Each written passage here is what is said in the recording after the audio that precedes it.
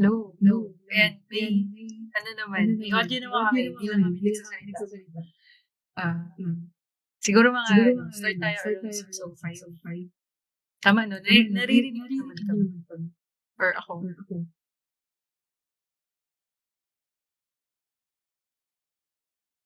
Yes, audio po. Okay, thank you.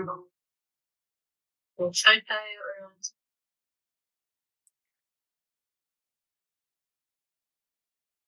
sayang naman kung hindi maka-join yung iba, di ba? Wait lang natin sila. Last one.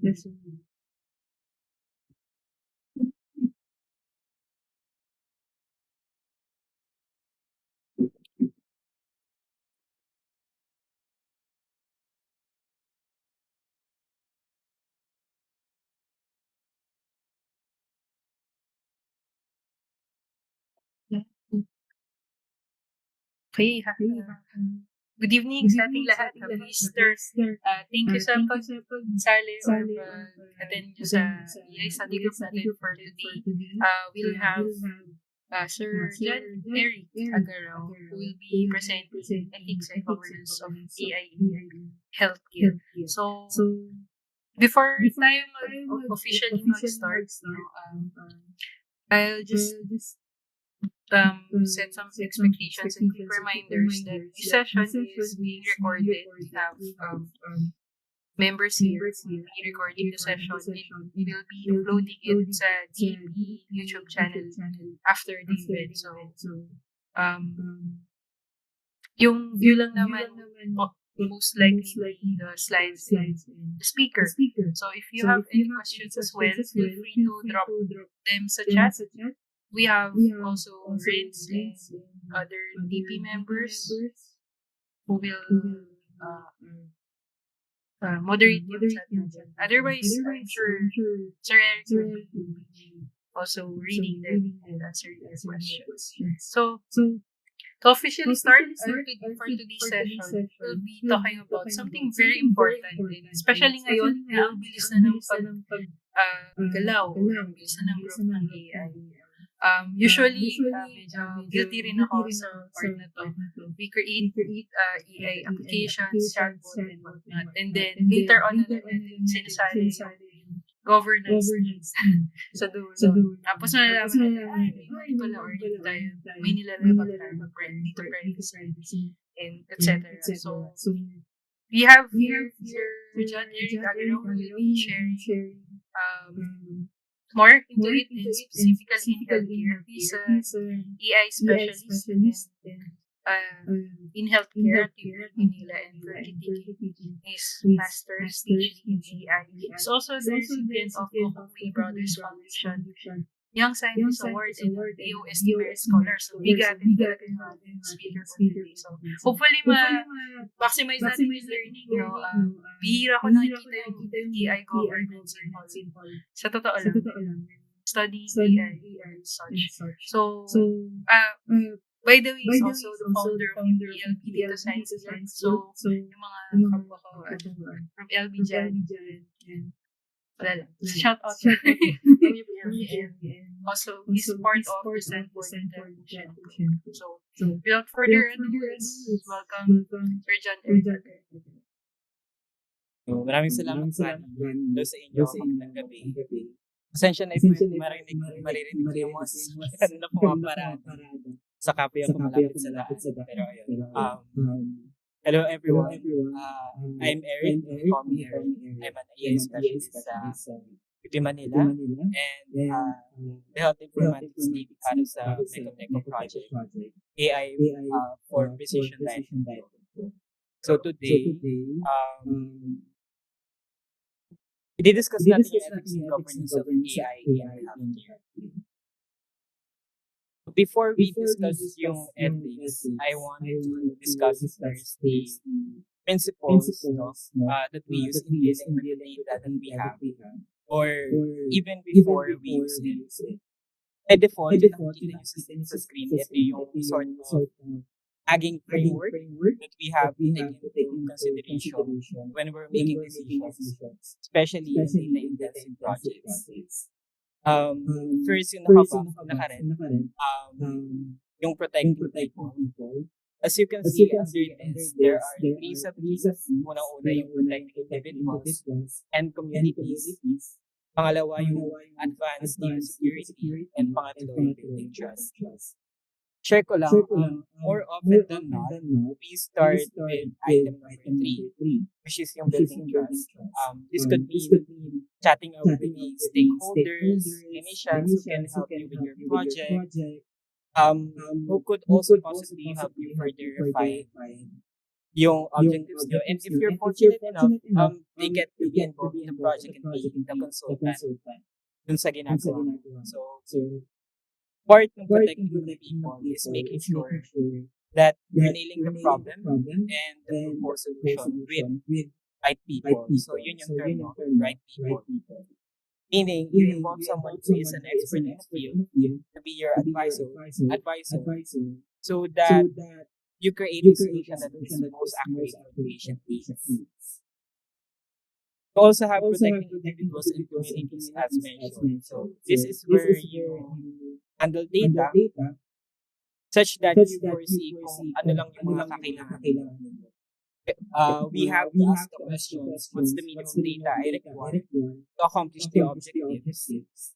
So, I imagine na medyo mahirap sa mga gustong nag-explore ng data and what it brings to the table. But in healthcare, we take this approach to make sure that the patients and clinicians are informed. So, most of the processes kasi that we have involves the clinicians to make sure that everything is correct. So, everything kailangan validated siya ng clinician. Later on, share ako ng tool that we can use to make sure that you can foresee the data requirements given yung solution na pinopropose. So, by default, by all the points given, we have to make sure to secure the data. This could mean properly mapping the data life cycle. At the end of the day, happy si Fed kasi sunod naman, yung promoting health value. It means lang you're ensuring and enabling the patients that the patients receive the most care and the clinicians have the capacity to do so. To sa Pilipinas, we have projects that we do to standardize the data, like using medical codes, such as yung ICD-10, ICD-11, tsaka SNOMED, to make sure that when the clinicians log the patient information, yung nilalag sa one hospital is same functions lang na nilalag sa other hospital.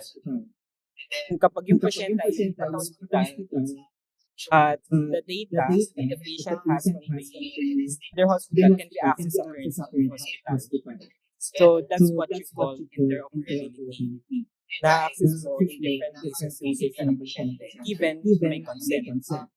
As of now, the efforts are increasing, so you can follow yung UP Manila Standards and Interoperability Lab, PMC Lab, saka yung UP National Health Center for updates or occasional webinars that we do.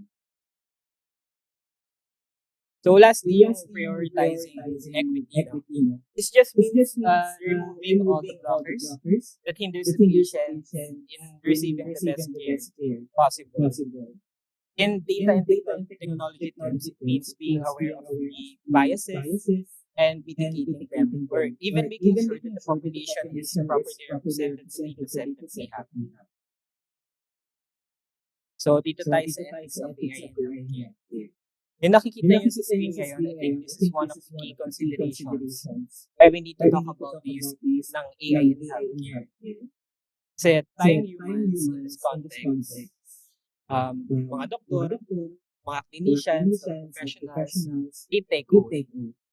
So, yung machines, they can never do that. They can only comply with sa standards. This is why it will never be independent, at least in the healthcare context. Kung isipin natin, humans has the responsibility to provide care. And machines don't know the concept of responsibility because they're not sentient.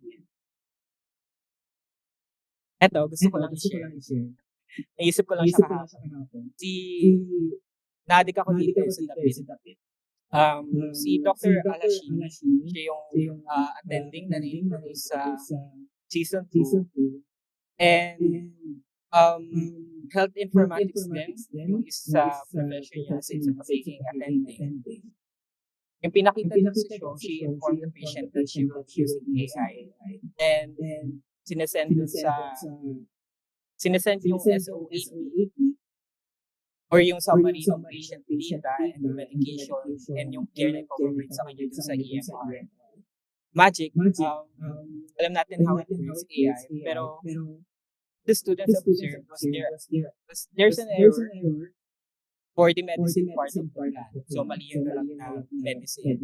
Katunog, pero iba na spelling and iba rin ng iba yung gamot basically. So, some of the questions that we could ask in this scenario are, where does the data go? How is it processed? Ano pa? Is the bedside verbal consent enough? O what if the patient opted out sa paggamit ng AI? Mabubura ba yung data yan? O yun. So, privacy and data protection issue. Going back doon sa na introduce ko sa inyo kanina na health data governance principles, we must always protect the patients. This means ensuring that the AI technology can be trusted by the clinicians. So it has to be safe, and the patients are also, the patient data are also well kept, and there's proper plan to ensure na hindi siya mag-tamper, hindi malilig, or mabenta without the patient consent. Thankfully, there are open source tools you can use, like yung data management plan. Pwede nyo siyang i-access sa link nasa screen nyo. So, hindi lang siya ang maganda dito sa data management plan, hindi lang siya about sa kung paano i-process yung data.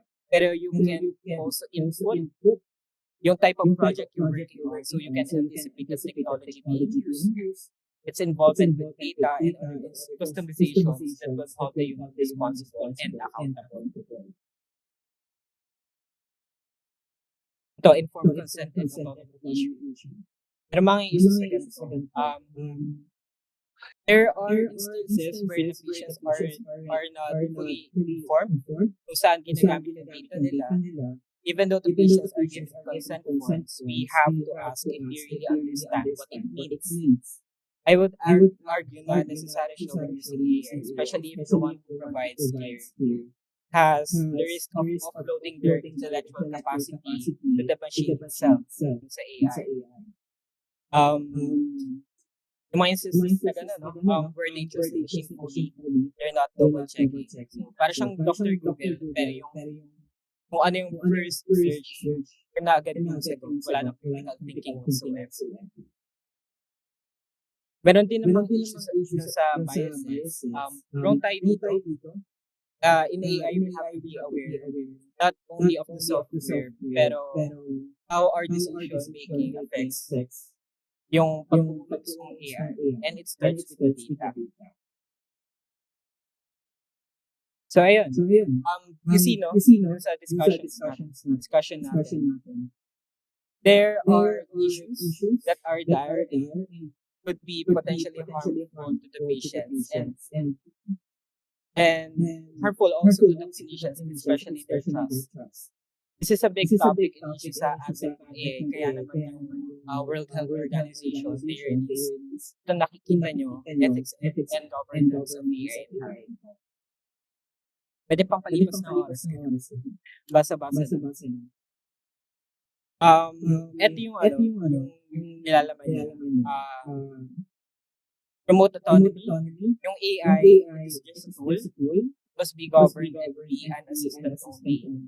Hindi lang siya basta mag-scale ng pamphlet sa labas ng clinic na this clinic uses AI to diagnose the patient. So the clinicians, if they choose to use AI, must inform the patients of its advantages and disadvantages.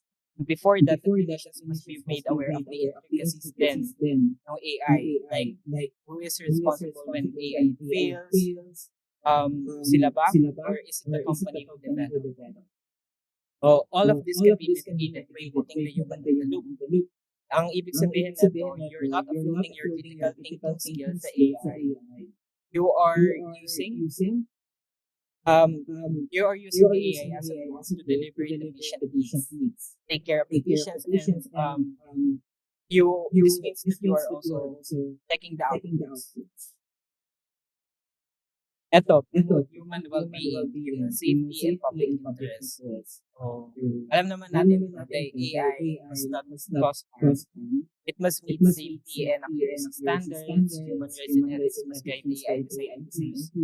AI should provide healthcare access without compromising safety. Yung AI will serve the patients and help clinicians, not harm them. Tapos, ito medyo mahaba-habang usapin. Ensure transparency, explainability, and intelligibility of AI.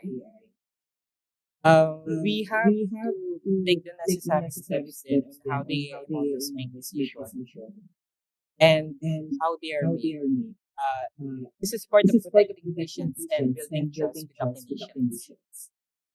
In my line of work, I get to have conversations with the clinicians and they always say na, bakit pa ako gagamit ng AI kung train naman ako for years? Which is tama nga naman. I think there is no sensible answer to that. Each their own.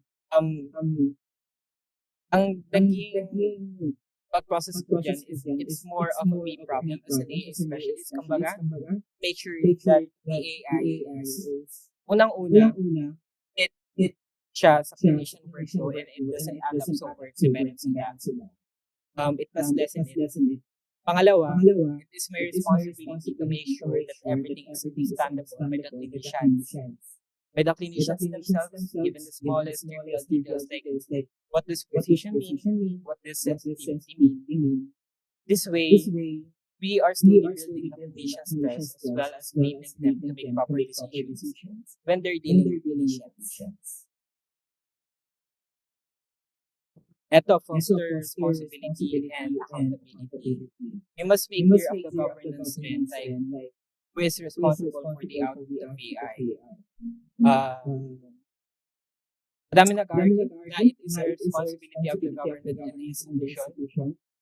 If the person themselves like the clinician encounters severe errors, ang consequence kasi nun is yung trust nila as customers.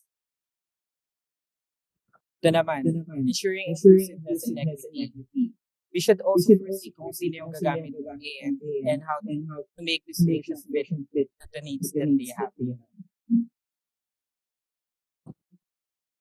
Lastly, etong promoting AI. Promote AI that is responsive and sustainable. Ito yung, I think, medyo nakakalimutan ng lahat, lalo na ng government. Kasi naubusan na ng funds or hindi na nare-renew yung project. Pero hindi na natapos sa development. We must also iterate yung development, yung deployment. Ideally, this means once deployed, you create a feedback loop where the nurses and administrators who get to use the AI gives and feedbacks. So you know how it's performing in real world. That way, you open up an opportunity wherein yung AI is not creating friction in the workforce by adding more. So you have the feedback loop and you respond to it to make sure that the AI is still performing and it's enabling lots of workflow na nandun sa hospital kung saan siya deploy. So yun na yung last slide. I hope dami kayo natutunan. Medyo maikli lang. Yes, thank you, sir. So, yun nga, medyo maikli kasi again, we're talking about basics and specifically healthcare. I guess I'm speaking on behalf of the audience na most of us are actually not in healthcare. So, ano kaya yung, if you have any questions, guys, just feel free to post them sa chat. We'll read them. But siguro to start, since you're already talking about AI applications in healthcare or kahit hindi, if an organization is just starting with AI, what do you think will be the first few steps, 2 to 3 steps maybe, to establish a good or solid AI governance framework? Kasi, di ba, yun nga, yung kanina sa intro na nabanggit ko, we as developers were actually focused into creating the application, chatbot, whatever, but nasasama na namin yung governance na so how do we make sure na we're really having AI governance framework? Yeah. Relate dun ba na nagsisimula kami dati sa pag-build na ng mismong AI. Pero na-encounter namin yung data management plan. It's a really good tool. I think I would probably suggest na yung first few steps ay talking to the stakeholders. Know their problem talaga. Katulad nung ginagawa namin sa Philippine Eye Research Institute. They have this data, tapos they don't know what to do with it. And they want to make solutions. One of the things that we suggested gawin, kasi numiretso sila sa pagtatanong, ano yung AI solutions na pwede natin gawin? Pero yung tanong namin ng mentor ko, Dr. Alvin Gonzalez, ano nyo i-manage yung data kapag nandiyan na yung AI? So, really helpful dun yung data management plan. How will you keep it? Paano nyo i-inform yung pasyente? So, it's part of building trust sa itong clinicians na part of educating them na hindi lang din siya yung AI, hindi lang siya basta ginagamit. It is a powerful tool, pero sometimes it can be harmful sa patients. So, you have to know how, for example, yung performance metrics, paano siya basahin. And it's our responsibility as AI developers, especially as AI engineers, to make clear sa kanila how does it work. And also, them as clinicians to sort of take the wheel. Kumbaga, we make the solutions and along the way, sila yung nag-guide sa atin na kung tama ba yung perform ng AI model na gagawin natin. Yun yung naisip ko first few steps. Yep. Definitely. Siguro, yung responsibility, if it's more into PBN nga sa UP Manila, where we have few people lang who specialize in AI, mostly clinicians na it's up to us as developers. But if we're talking about multinational companies, of course they have their own data management or governance team. So most likely dapat unang pagdating mo. Yeah. Yun, so may question dito.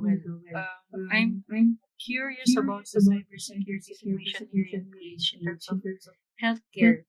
Since for if I'm wrong about this extortion of hospitals by certain to leak half patient data is really common in the US. Do we encounter the same problems here in the Philippines? And how do we see AI factor into this? So medyo cybersecurity naman din naman context. No. Sa tanong na yun, wala pa ako na-encounter na gano'n. Sorry. Siguro dahil manual. Nasa paper.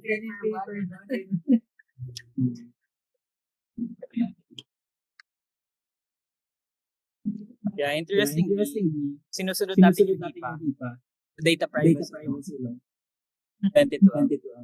Sa pagmamanage yung data ng patient and guardrails natin sa pag-protect ng patient data. So, may steps yun kung paano natin i-identify yung mga patient data na yun. Kapag may nakita kayong mga hospital sa gumagawa niyo, report nyo agad. Ang alam ko penalty kapag lumabas ng 200. Malaking penalty kapag lumabas ng 200 patient data yun na link. Kinukulong sila up to 5 years.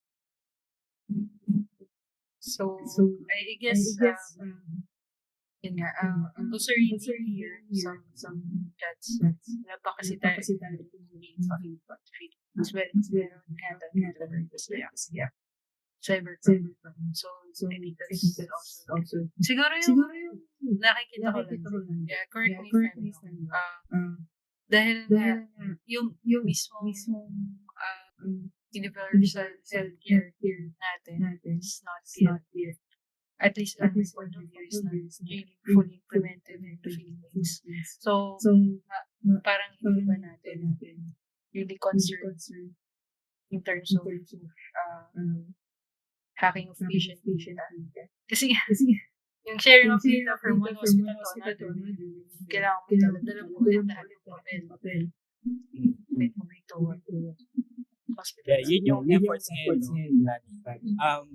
In order to achieve UVGC, one of the initiatives we have is yung establishing national data repository. So, yeah. Yung PhilHealth. Tapos, may court na mag-submit ng patient data dun sa NHD. So, may mga standards tayo like yung FHI or FHIR. Tapos, SNOMED. Yung mga binanggit ko kanina, yung standards ng data na ilalagay. Doktor, kapag nire-record yung patient. Definitely, yung cybersecurity part of it, naka-embedded. Kasi when you talk about containing data, managing, also talk about how to properly secure it. Sa interoperability layer, ang ginagawa is, you have to know kung sino yung nagre-request ng data. Kasi, for example, sino yung pasyente sa hospital, pero siya pa talaga yung nagre-request. So, one of the puzzle pieces na inaay ng government is gamitin yung national ID, yung QR code to authenticate yung data ng pasyente. Ayun. Yeah. Yes, definitely. Well, actually, first time ko marinig yung sa PhilHealth. So, it's good that we have that. Although, siguro hindi ko malang din siya na encounter. Tapos may comments pa rin tayo. Kind of Steve Jobs quotes. You've got to start with a positive experience and work backwards to technology. Let's start with technology and try to figure out work and business. So so my question is si Renzi sa chat, what was the most challenging part of AI governance? Government. Government in general. Yeah, kasi ang bago ng policies talaga. There's little funding sa mga researchers natin who are trying to do efforts pagdating sa pag-establish ng business. Thankfully, may mga organizations na who are taking steps forward. Like sa NICRI, sa DST, umatin na sila ng SecNet, yung Secretary of the Department of Health. Ayun. Let's see what happens. Let's see kung may establish na yung AI governance in the healthcare in the near future. But yeah, let's continue to work. Yep. Well, and unfortunately, pag nagpapalit din siguro ng parang yes, yun yung disheartening part. Pag nagpapalit na-observe natin. Kapag nagpapalit ng leadership, iba-iba yung agenda. So, naiiba rin yung direction or may mga projects na natalo na sa efforts, na-align sa interest natin sa so, we can only hope na align yung next leadership sa when it comes to those. Yeah. So, it's also different. Parang minsan ginagawa or nilalagyan nila sa naging branding. So, yun. So, we have another question here. In the context of healthcare governance, where does the responsibility of the data scientist engaging in how do we bridge the gap between the science practices and ethical governance? So, Magsadikit. mhm. Yung unang pumapasok sa utak ko, the role of data science practice and ethical governance, they come hand in hand. Kasi when you're thinking about the problem, part of the data science process is, una-una, feeling the problem. So making sure that it's real, making sure that it's there, and yung doing something about it, yung solution that comes after. When you're thinking about the problem, you're thinking also about the ethics of it. How do you execute it such that it serves the people? Yun yung inisip natin. So it doesn't, I don't know where it ends, pero it starts the same time. The moment na gusto mong mag-solve ng problem. Yeah. Siguro, just from my experience in the industry naman, unlike sa government, we have specific things talaga. Lalo na kung malaki yung company or even small things. There are people who's responsible for the management. We have engineers. We as data scientists work on models for implementation and such. So, and also understanding about it. So, I guess the context na siguro ni Erin, you're a holistic person. Ikaw na yung mag-understand, gagawa ng models. Yeah. Tanong ko ni Trends. Yes. Trends?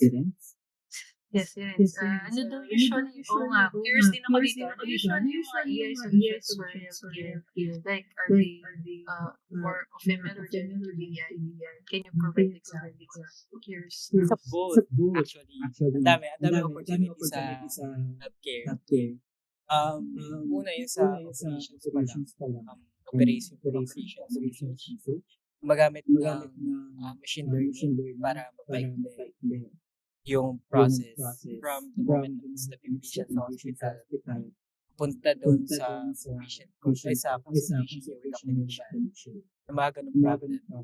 And meron din mga actually concentrated siya sa academics. Nag-start siya sa academics o efforts. Sa UP Manila madami. Like computer vision problems. Merong na-release ng pandemic about sa computer vision problem sa lungs. Identifying kung may COVID-19 tapos kung saan yung region. Alam ko doon din nag-merge further yung explainable AI. So that's really good. Ano pa ba yung solution? Sa UP Diliman, madami rin. Lalo na sila Sir Ross Naval. More on computer vision problems than machine learning. More on identifying the regions, segmenting the regions. Sa generative AI, sa project na binawork on ko ngayon sa UP. Yan. Precision diving. So you take in information ng pasyente, restrictions niya, what diseases na meron siya, then outputting the right prescription. Kumbaga, hindi wala akong mag-dive sa kung ano ginagawa, pero yun yung pinaka-over. Dami natin. Pwede natin pag-usapan nang hindi ko sa webinar. So, chat nyo ako. Mukhang may NDA tayo dyan. Yan. So, ayoko pa masira ang career ko early on. Any other questions from our audience? Siguro,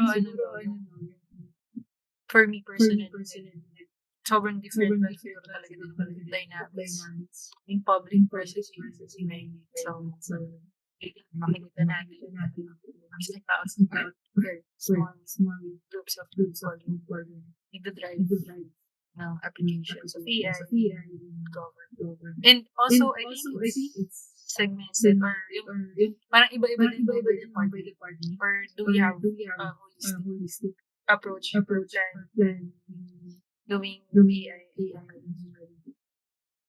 Based na nakikita ko, iba-iba approach. Madami na proposed na methodology and policies internationally and different institutions na gumagawa rin sa Pilipinas ng mga healthcare solutions. Healthcare institutions. They adopt those different things. So, iba-iba rin yung implementation. Or isa lang ina-adopt ng policy, pero iba rin yung implementation. So, that's kind of messy. O, ang naisip ko is aiming talaga. We have to have technical working groups when it comes to AI and healthcare. And we have consensus na kung ano yung mga policies natin, like one unified policy, then we agree to it. Focus discussion groups, formal interviews, and we execute the project that we have in accordance to those. So yun yung naisip ko, initiative na pwede natin simulan. Okay. Any more questions from our audience? Again, if you want to raise your hand, mas madaling sabihin sa question verbally. Just raise your hand and I can promote you as a speaker para matanong yung question.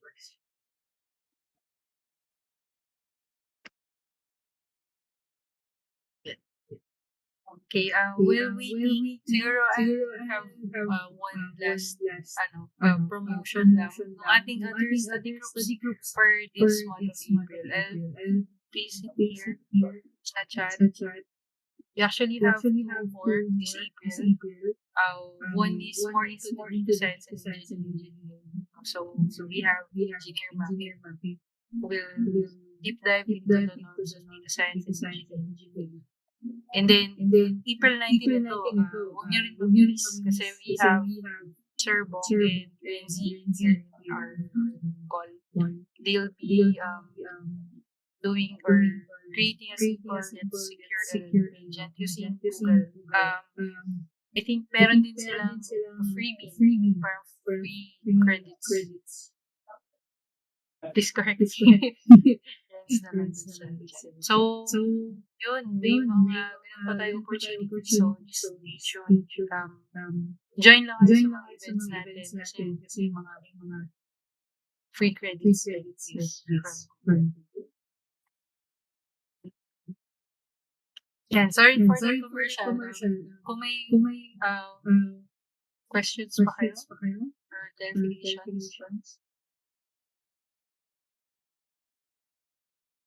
I guess we have quite a short study group for today. Kasi again, we're talking about the basics of AI. That would be a debate maybe for a huge discussion. Going into deep dive of each application. So thank you, Sir Eric, for your expertise. Sharing your expertise with AI ethics and content. So salamat and good evening sa ating lahat.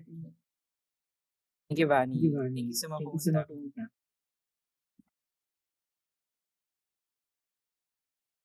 Pwede tayo mag-take ng picture?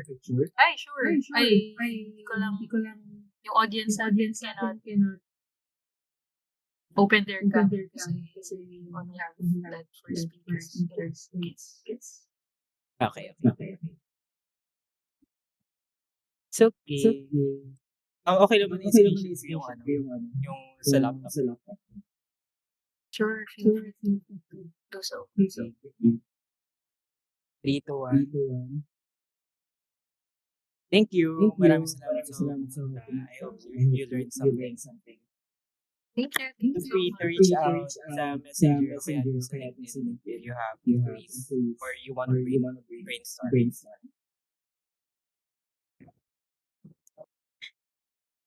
Salamat.